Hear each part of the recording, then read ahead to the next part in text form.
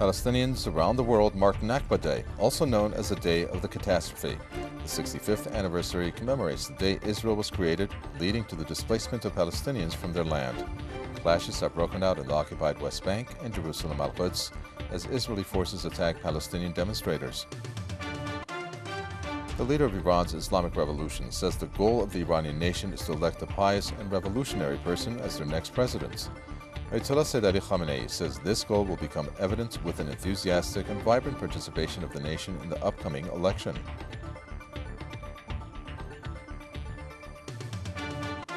Secretary of Iran's Supreme National Security Council has arrived in the Turkish city of Istanbul to meet with the European Union's Foreign Policy Chief Catherine Ashton.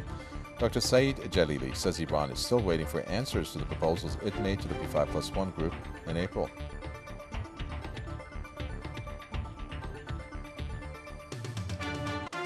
The Eurozone is suffering the longest recession since the single currency's creation.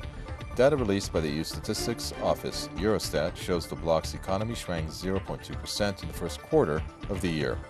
That marks the sixth consecutive quarterly decline across the 17-nation bloc.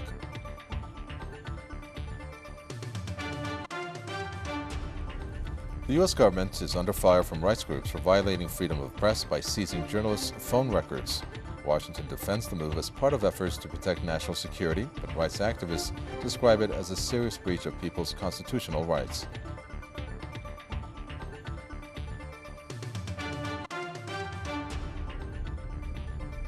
The Pentagon is sending most of its civilian workforce on mandatory unpaid leave in response to federal budget cuts.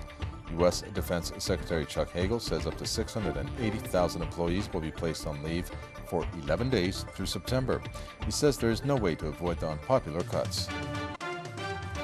A leading lawyer says detainees at America's Guantanamo prison have to go through body cavity searches if they want to contact their lawyers.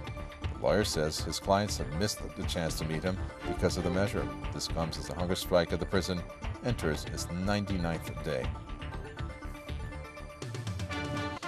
And Hong Kong introduces the first batch of electric taxis made in China.